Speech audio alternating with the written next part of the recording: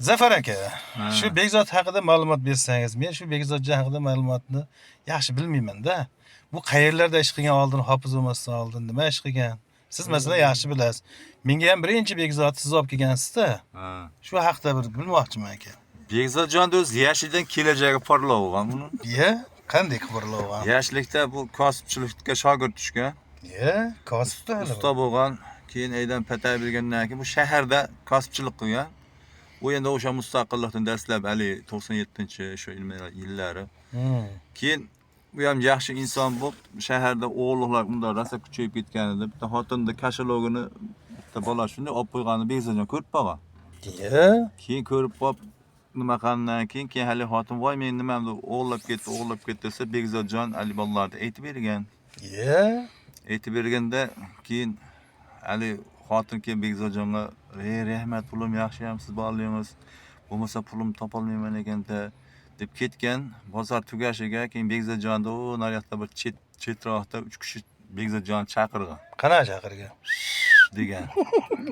Qaragan Bekzodjon? Bekzodjon birinchi qaramagan hali. Keyin deganda Bekzodni qarab, "Menmi?" degan. "Aha, sen." degan. "Baki" debdi. "Hali senmi hali aytib bergan" degan ekan. "Ya, yo'q, aytib berganim yo'q" degan. Bekzodjon shu yerda bir marta pand yegan, Ali bolalar Bekzodjonni shu yerda rasa urgan. Keyin kuchayib ketgan bu kasbchilik bo'yicha, o'zimizni dehqon bozorda kasbchilik bo'yicha. Shahardan haydalganmi keyin? Shahardan o'sha badal haydalgan. Haydalmagan, qochib ketgan. Ha, keyin bora olmagan tashqib. Keyin o'zimiz Yanqronga o'sha dehqon bozoridan joy olgan. Keyin u paytda o'sha Baxtiyorjon o'rtoqman billa yurardik. Ha, maslahatliga, bo'ldi. Uncha davralarda ko'nib qolgan, tanilib qolgan. Kasbchilik qilib o'tirsa, bitta karim bog'liqda xotin kelibdi, ikkita poyozol ko'tarib kelib.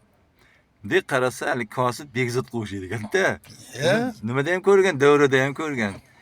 "Hey, ulim, sizni bir yerda ko'rganman-da" deb endi Bekzodni qo'liga tegmay, bir bolalar tikib, bir bolalar yamab, yaxshi savdo bo'lyapti.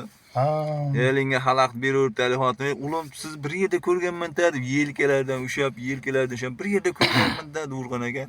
Oxir Bekzod mashinkanimda yeb tikkandan kimcha uzilib qoladi. Shunday tishida o'zib turganda, "Ulim, sizni bir yerda ko'rganman ekanda, bir yerda ko'rganman-da, siz bir yerda eslolmayapman" desa, "Ya, men xonandaman, xonanda" degan ekan. Bekzodjon o'sha gaplar to'g'rimi?